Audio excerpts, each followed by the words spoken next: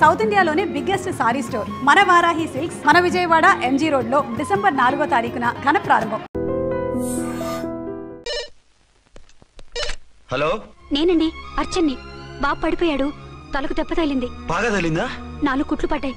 ఇప్పుడే హాస్పిటల్ నుంచి ఇంటికి తీసుకొచ్చాను. మీరు వెంటనే బయలుదేరండి. అలాగే, నేను వెంటనే బయలుదేరి వస్తున్నాను.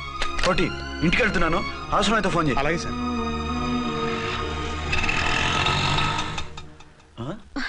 ఏమండి, మీరు క్షేమంగానే ఉన్నారు కదా? అమ్మయ్యా, ఝాన్సీ, ఇప్పుడు నాకు హ్యాపీగా ఉంది. ఇదిగో ఆ అద్దుడు కార్యక్రమం తర్వాత ఎందుకు వచ్చావో చెప్పు, నేను అర్జెంట్ గా బయటికి వెళ్ళాలి. మీరు ఎక్కడికి వెళ్ళడానికి వెళ్ళలేదు, నాకు కూడా ఇంటికి రండి. దేనికి? మీకు ప్రాణగంట ఉందట, బయటికి వెళ్తే ప్రమాదం అంట. ఎవరు చెప్పారు? కోహిదర్లు ఏడ్చారు. డబ్బులు కొంచడానికి వాళ్ళు అలాగే చెప్తారు. లేదండి, వాళ్ళు ₹1 కూడా తీసుకోలేదు. 3 రోజుల పాటు మీరు నా కళ్ళ ముందు ఉంటే గంట గడిచి మన సోబరు కూడా అయిపోతుందట. ఇదిగో అలాంటివి నమ్మకూడదు. ముందు నేను నమ్మలేదండి, కానీ వాళ్ళు అన్ని నిజాలే చెప్పారు. అది కాదు, మిమ్మల్ని ఎప్పుడు ఏది అడగలేదు, ఇక ముందు అడగను కూడా. ఈ ఒక్కసారికి నా మాట వినండి.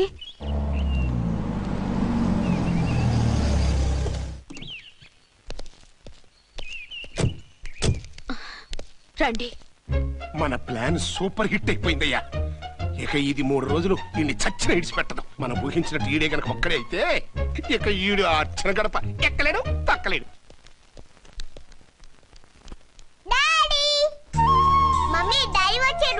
డాడీ కదమ్మా, అంకుల్. సారీ అండి. బాబుకి ఎలా ఉందండి? దెబ్బ తగలడం వల్ల అనుకుంటా జ్వరం వచ్చేసింది. బాబుకు బాగలేదని మీకెలా తెలుసు? అదే ఇందాక బాబు వాళ్ళ నాన్నగారికి ఇప్పుడు ఫోన్ చేసిందట, ఆయన నాతో చెప్పారు. వెంటనే వచ్చేస్తున్నారు, ఇంకా రాలేదు. ఎక్కడున్నారండి ఆయన? ఐజీ గారు ఫోన్ చేస్తే వెళ్ళారు. ఆలస్యం అవుతుందని మీతో చెప్పమన్నారు. మీకు ఏదైనా అవసరం అయితే నన్ను పిలవండి. అలాగే, రండి. పర్వాలేదమ్మా, తగ్గిపోతుందిలే.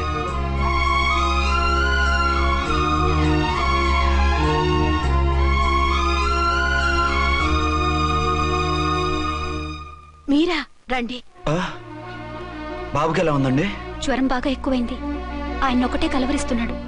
ఆఫీస్కు ఫోన్ చేస్తే నిన్న మధ్యాహ్నమే వెళ్ళిపోయారట. ఎక్కడికి వెళ్ళారో ఏమిటోనని నాకు చాలా భయంగా ఉందండి. మీరు ధైర్యంగా ఉండండి, నేను వెళ్ళి ఆయన పంపిస్తాను. థ్యాంక్స్ అండి. వాళ్ళ బాబుకు బాగోలేకపోతే మీ బాబుకు బాగోనట్టు అంత కంగారు పడుతున్నారేంటి? బిడ్డ ఎవరికైనా బిడ్డే కదా, నేను వెళ్ళి చెప్పొస్తాను ఆయనకి. మీరు బయటకు వెళ్తారండి, గండు అని చెప్పారుగా. బాబుకి ఏదైనా అయితే? మీకేదైనా అయితే? నాకేం కాదు, ఇలా వెళ్ళి అలా వచ్చేస్తాను.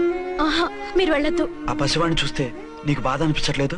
అనిపిస్తోంది, కానీ ఈ పరిస్థితిలో ఏం చేయగలం? ఓ పని చేస్తే? ఏ పని? కళ్ళజోడు తీసేసి మీరే బాబు తండ్రిలా వెళ్తే మిమ్మల్ని చూసి వాళ్ళ డాడీ వచ్చాడు అనుకుంటాడు. దిగులు పోయి జ్వరం తగ్గిపోతుంది. Thank you Jhansi, thank you very much. అదేంటండి అంతలా మూవ్ అయిపోయారు? నువ్వు కన్నతల్లా ఫీల్ అయి వెళ్ళమంటుంటే నాకు కన్నతండ్రి ఫీలింగ్ వచ్చేస్తుంది. లేట్ చేయకుండా వెళ్ళండి. అలాగే, బట్టలు మార్చుకొచ్చేస్తాను. 6 గంటలు వచ్చేయాలండి, లేకపోతే మీకు ప్రాబ్లం. అలాగే. అర్చన, అర్చన. ఏమండి, ఎక్కడికి వెళ్ళారండి? బాబుకి ఎలా ఉంది? ఏంటి నాన్న, ఏమైంది? దెబ్బ తగిలింది. పర్వాలేదే, బిడ్డ తండ్రిలా బాగానే యాక్ట్ చేస్తున్నారు. సినిమాలో ట్రై చేయించొచ్చు. మీరు రాకపోయేసరికి ఎంత భయపడ్డానో బాధపడ్డానో తెలుసా? నేను వచ్చేసానుగా. అయ్యో, ఆయన ఓవర్ యాక్షన్ చేస్తున్నారే. బాబుకు జ్వరం తగ్గే వరకు మీరు బయటకు వెళ్ళటానికి వీల్లేదు. అలాగే, నేను ఎక్కడికి వెళ్ళను, నీతోనే ఉంటాను.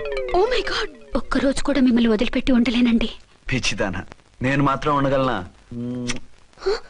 అయ్యో, కమిట్ అయిపోతున్నారే. కొంపదీసి ఇలాగే ప్రొసీడ్ అయిపో. ఓ మీరా, ఏంటండి? మీ వారు వచ్చారో లేదనని చూడటానికి వచ్చాను. ఇప్పుడే వచ్చారు, సంతోషం. ఉంటానండి. మంచిదండి. అర్చన, హోమ్ మినిస్టర్ గారు వచ్చారు. నేను ఒకసారి బయటికి వెళ్ళి వెంటనే వచ్చేస్తాను. మళ్ళీ వెళ్తారా? వెళ్ళొద్దు డాడీ. లేదు నాన్న, ఇప్పుడే వచ్చేస్తాగా. సరే, త్వరగా వచ్చండి. Over acting.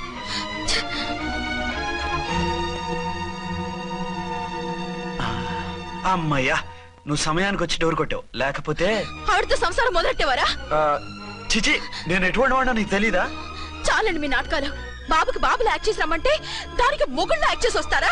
అంటే బాబుకు అనుమానం రాకుండా ఉండాలని. ఏ, దాన్ని వాటేసుకుని ముద్ర పెడితే గానీ వాడు నమ్మనన్నాడా? బిడ్డ తల్లిని కూడా చూడకుండా సొంత దొరికిందని గుండెలకు హత్తుకుని చిచిచి మగబుద్ధి పోల్చుకున్నారు కాదు. అదే మన శోభన ఉంటే ఇలాంటి టెంప్టింగ్ ఉండేవి కావు కదా. నన్ను ముట్టుకోకండి, వెళ్ళి డెటాల్తో శుభ్రంగా స్నానం చేసి రండి. అలాగే. అసలు ఈయన నమ్మి పంపడం నాది బుద్ధి తక్కువ. 48 గంటలైనా అర్చన మొగుడు ఇంటికి రాలేదు, ఝాన్సీ మొగుడు బయటికి పోలేదు. ఆ డెఫినెట్ గా 2 in 1 గడే. నేను చెప్పిన కదా బాయ్, వాళ్ళిద్దరు ఒకటేనని. ఇంకెంత 24 గంటలే కదా. ఆడొచ్చాడా సరే సరే, లేకపోతే ఆడి బండారం బయట పెట్టేసి వాళ్ళ కాపురాలు కూల్చేద్దాం. అమ్మ దొంగ నా విలన్స్ లారా, ఇంత పెద్ద మ్యాప్ వేస్తున్నారా? చెప్తా మీ పని చెప్తా.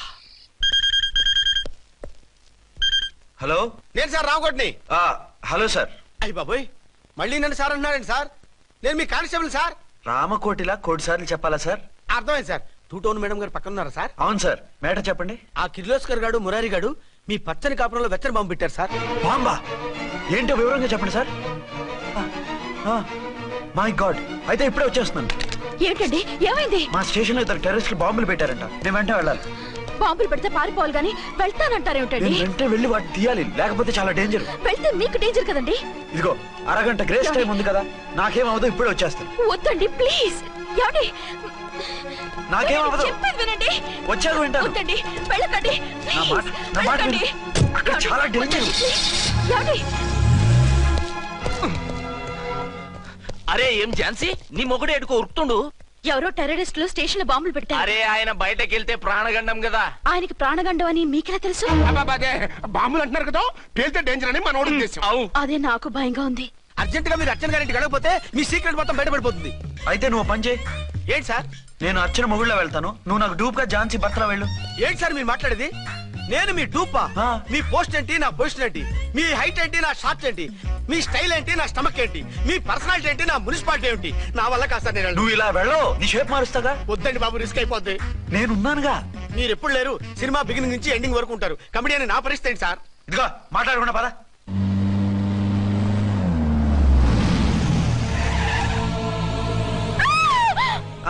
భయపడకండి.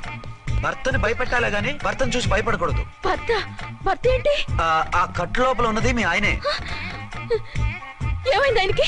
పోలీస్ ప్రాణాలు కాపాడడం కోసం ఆయన సొంత చేతులతో బాంబులు తీసి పరిగెత్తుంటే అవి కాస్త పేలిపోయాయి.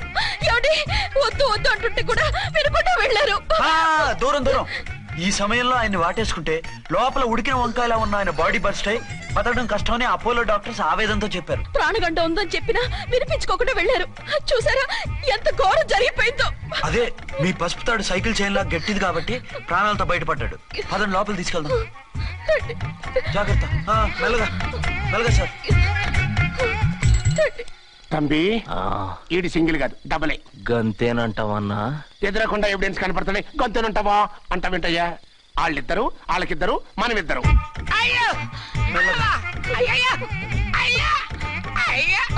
నెమ్మదిగా పడుకోండి సార్. మీరు వెళ్ళి ఫ్యాన్ తీసుకోండి. నువ్వు లేకుండా అలాగే 4 రోజులు పడుకో. మరి తిండేలా సార్? నిన్ను చూడడానికి వచ్చినప్పుడు నేను పెడతానులే. Don't worry sir, don't worry. జాగ్రత్తగా చూసుకోండి. థ్యాంక్స్ అండి. ఏమండి, బాబుకి ఎలా ఉంది? మిమ్మల్ని కలవరిస్తున్నాడు. రే రామారా. బాబుకు జ్వరం తగ్గే వరకు మీరు బయటకు వెళ్ళడానికి వీల్లేదు. అలాగే.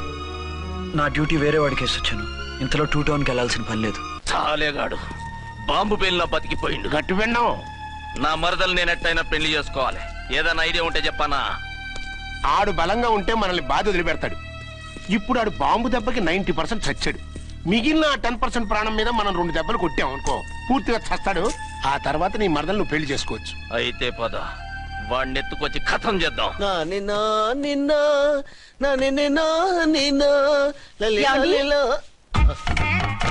నా మాట వినకుండా వెళ్ళారు. ఇప్పుడు చూడండి ఎంత బాధపడుతున్నారో. లేవండి. లేస్తే పడుకోలేను. నేను పడుకోబెడతానుగా. లేవండి, జ్యూస్ తాగుదురు గాని. ఇప్పటికి 6 సార్లు తాగాను, ఇంకా నా వల్ల కాదు. అలా అనకండి, భోజనం లేదుగా, నీరసం వస్తుంది. పట్టండి. అయ్యో వద్దండి, వద్దండి. అండినా? అండి అన్నానండి, అనే ఉంటానండి. ఈ బాంబులు తాకిడికి ఎవరితో ఏం మాట్లాడుతున్నానో అర్థం కావట్లేదండి బాబోయ్. మీ మాటలో కూడా తేడా వచ్చింది.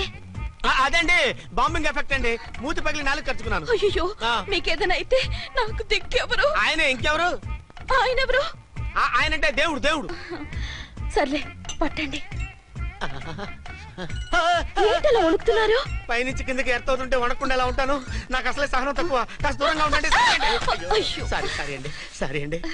ఇంతటి దానికి సారీ ఎందుకండి? సారీ మార్చుకుని వస్తాను.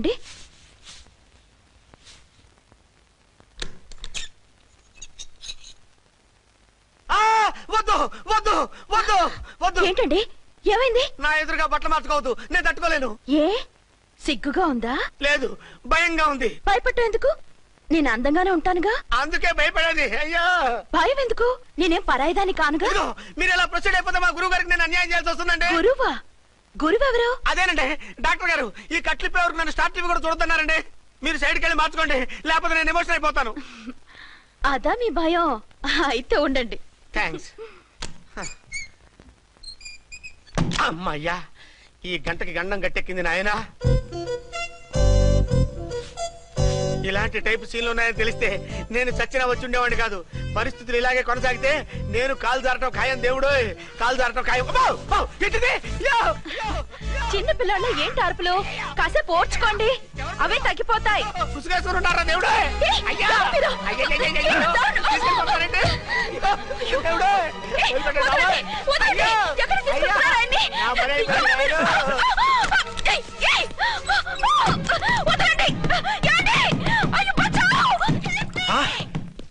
ఏంటో కేకలు? ఝాన్సీ గొంతులో ఉందండి. ఓరి నాయనో, ఆ దరిద్రుడు ఝాన్సీని చూసి అటెంప్ట్ ఏమైనా చేసేస్తున్నాడేమో.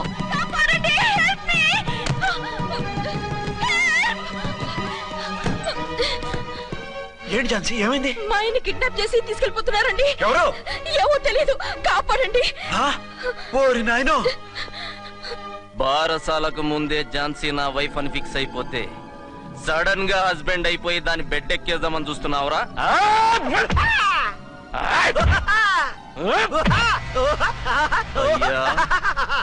నేనింత సీరియస్ గా కొడుతుంటే వీడు కామెడీ లెక్క నవ్వుతుండేంది? ఈడి ఏడిపోయి ఇలా లాఫింగ్ టైప్ లో ఉంటదేమో. ఇంకో 2 రౌండ్లు వేసుకో. వేసుకో వేసుకో వేసుకోరా బాబు.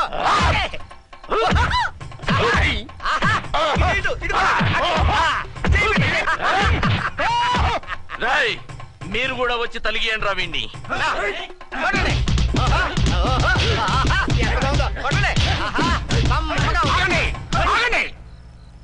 ఈడెందుకు ఏడవకుండా నవ్వుతున్నాడో నాకు ఇప్పుడు అర్థమైంది. ఎందుకు? డల్ల పరుపు మందాన బ్యాండేజ్ చుట్టుంటే దెబ్బ ఎలా తగులుతుంది? గద్గదా సంగతి. గదే. రేయ్, కట్లు మొత్తం ఇప్పి కొట్టుర్రా వీణ్ణి. వద్దు వద్దు, కట్లు మాత్రం పొద్దు. ఏ లోపట బట్టలు లేవా? డ్రాయర్ కూడా లేదు. ఏం పర్లేదు, మేము మగాళివి కదా. ఇప్పటి రా. వద్దు వద్దు బాబాయ్, కట్లు పొద్దు, కట్లు పొద్దు బాబాయ్, కట్లు పొద్దున్నారు బాబాయ్. బాబా ఏంటిది? రక్షించండి సార్, నన్ను రక్షించండి సార్.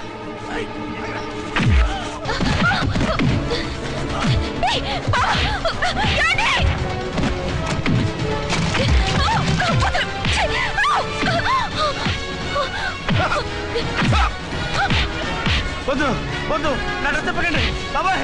వద్దు బాబాయ్. అయ్యో నేను రాయో, నేను లేకపోతున్నానండి.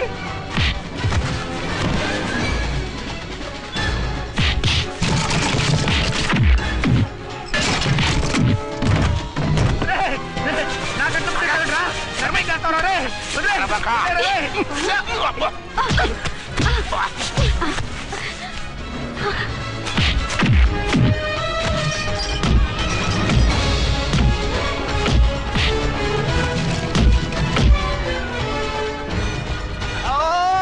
అయ్యో అయ్యో సార్,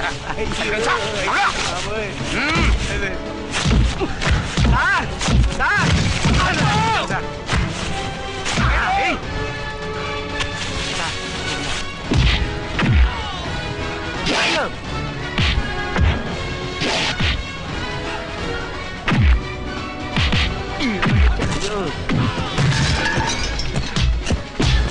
సార్, రక్షించండి సార్. మొత్తం తీసేస్తాయి బాబోయ్ బాబోయ్.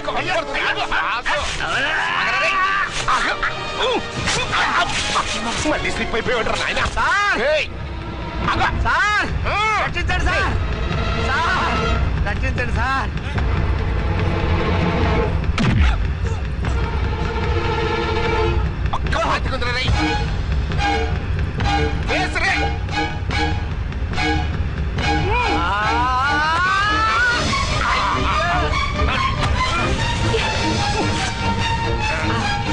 గుర్తులు చచ్చిపోతాను చచ్చిపోతానయ్యా. కాపాడండి సార్. సార్ త్వరగా రండి సార్, రండి సార్. అయ్యా అయ్యా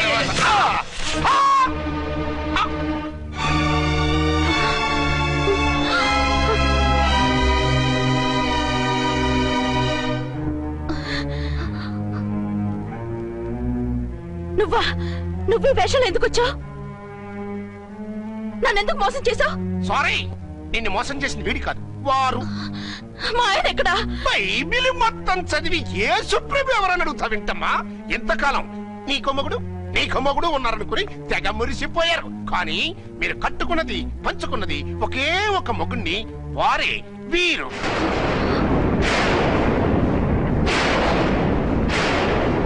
బాబు, ఆవిడ మీకేమవుతుంది? ఆవిడ మా ఆవిడే. ఆవిడ ఆవిడ మా ఆవిడే. విన్నారుగా లేడీస్? ఈ సీన్ లో ఇక మన పని అయిపోయింది. ఇప్పుడు వన్ డే మ్యాచ్ మొదలవుతుంది. టాస్ వేసుకుని ఎవరు బౌలింగ్ చెయ్యాలో ఎవరు బ్యాటింగ్ చెయ్యాలో వాళ్ళే డిసైడ్ చేసుకుంటారు. మనం గ్యాలరీలో కూర్చుని మ్యాచ్ చూద్దాం, పద. ఎందుకింత మోసం చేశారు? ఎందుకింత ద్రోహం చేశారు? నేను ఎవరిని మోసం చేయలేదు, ఎవరికి ద్రోహం చేయలేదు. పాపం, విధి ఆడిన వింత నాటకంలో ఆర్టిస్ట్ అయి ఉంటాడు. చెప్పండి, ఒక పెళ్లి చేసుకుని నన్నెందుకు రెండో పెళ్లి చేసుకున్నారు? మీకు భార్యగా నేను సరిపోలేదా? ఆవేశపడకుండా నేను చెప్పేది వినండి. నువ్వు చనిపోయావు అనుకుని అందరూ కలిసి నాకు బలవంతంగా పెళ్లి చేశారు. ఆ విషయం నాకెందుకు చెప్పలేదు? పెళ్ళయిందంటే నేను చేసుకోనన్నా, చీకొడతానన్నా? నిజం దాచి పెళ్లి చేశారని నాకు మన పెళ్ళైన తర్వాత తెలిసింది. అప్పుడైనా మీరు చెప్పాలిగా, ఎందుకు చెప్పలేదు? చెప్తే నువ్వు మిమ్మల్ని వదిలేస్తానని భయపడి చెప్పలేదా? నన్ను వాడుకునే ఛాన్స్ మిస్ అవుతుందని చెప్పలేదు. Don't talk రబేష్. కొంతకాలం ఆగి చెప్తే చచ్చినట్టు పడుంటారు. ఎంచక్క ఇద్దరితోనూ సంసారం చేయొచ్చని ఆశపడ్డారా? అది కాదు అర్చన, నువ్వైనా నన్ను అర్థం చేసుకో. చచ్చిపోయాననుకుని తను చేసుకున్నారు అంటే మీ మనసులో నాకు స్థానం లేదు, నా మీద మీకు ప్రేమ లేదు. అదే మాట అర్చన. ఎస్, నా మీద ప్రేమే ఉంటే పెళ్లి చేసుకుందామనే ఆలోచన మీకు వచ్చి ఉండేది కాదు. మరో పెళ్లి చేసుకోరు. నేను చెప్పేది విను. నన్ను ముట్టుకోకండి. ఏ రోజైతే తన మెళ్ళో తాళి కట్టారో ఆ రోజే మన బంధం తెగిపోయింది. ఆ రోజే మీ అర్చన నిజంగా చచ్చిపోయింది. ఉండండి, తనతోనే ఉండండి, తన్నే భార్యం చేసుకోండి. నాకు కావాల్సింది శీల చెడిన మగాడు కాదు, శీల ఉన్న మొగుడు.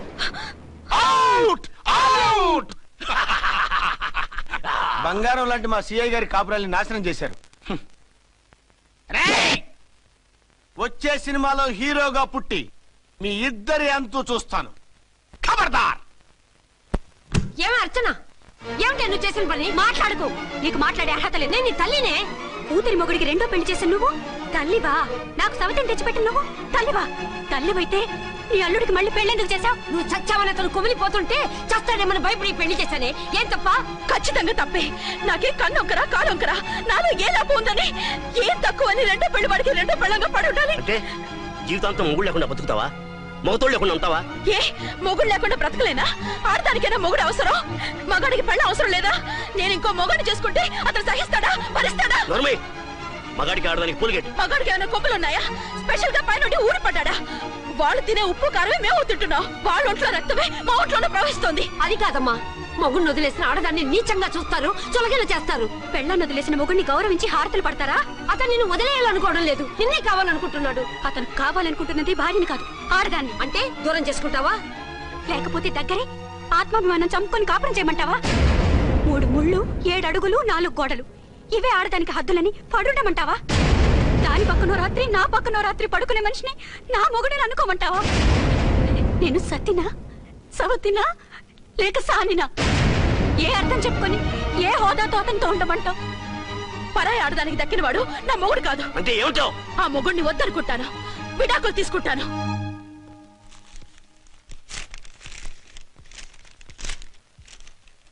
ఏమిట్రాది? లాయర్ నోటీసులు. లాయర్ నోటీసులు ఎవరు పంపారు? నీ కోడళ్ళు.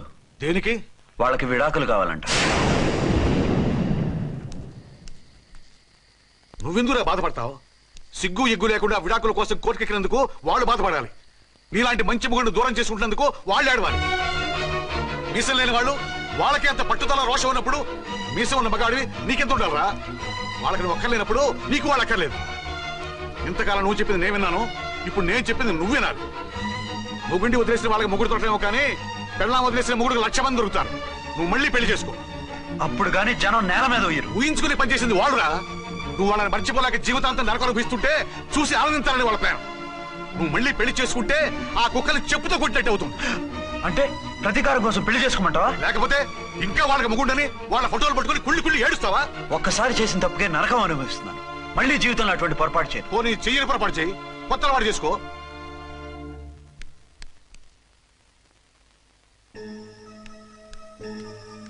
ఇదిగో నాలాగా తాగుడు అలవాటు చేసుకో. బాధల్ని బాధ్యతల్ని మర్చిపో.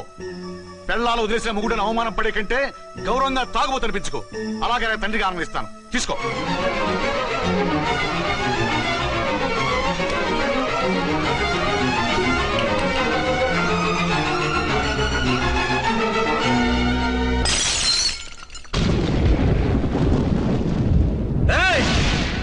అర్చనా, ఝాన్సీ, బయటికి రండి. రండి.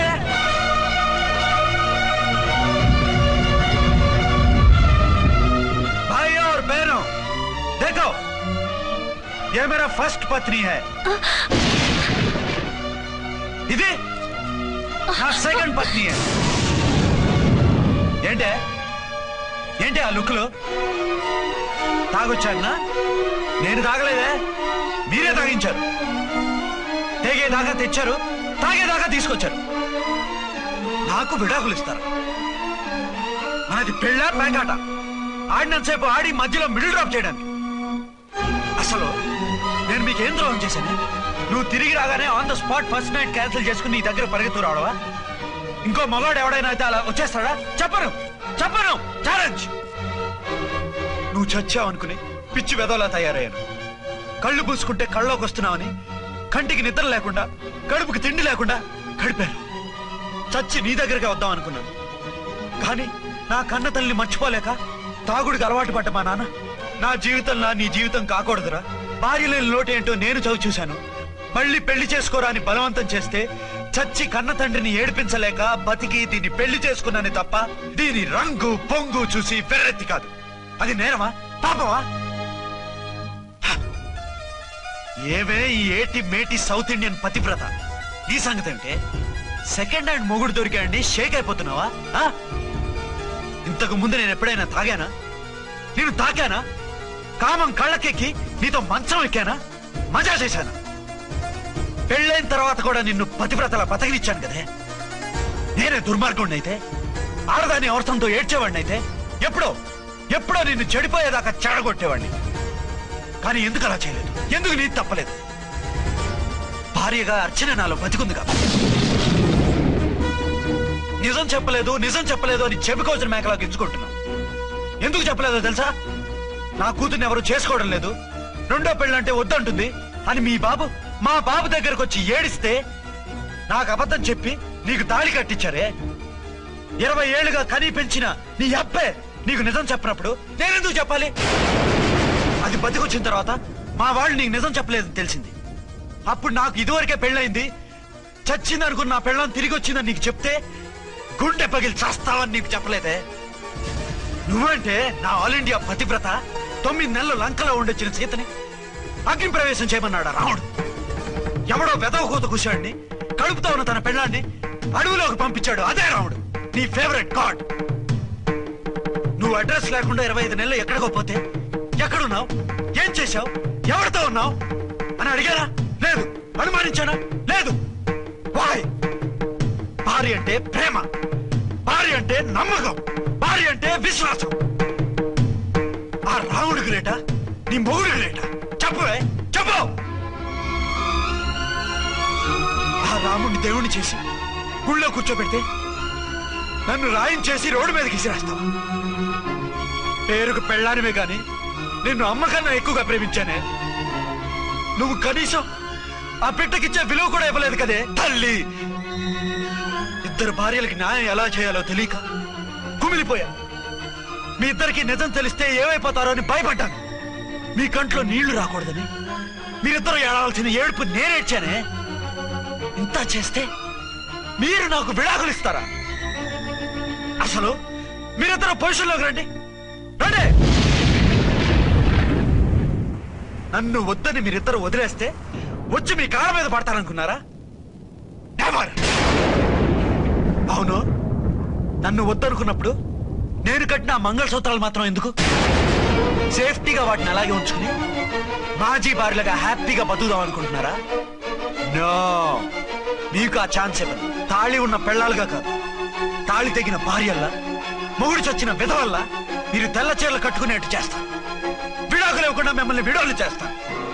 జీవితాంతం కుళ్ళి కుళ్ళి కుళ్ళి ఏడ్చేలా చేస్తాను. ఆగండి. ఏ నేను చావడం కూడా నీకు ఇష్టం లేదా?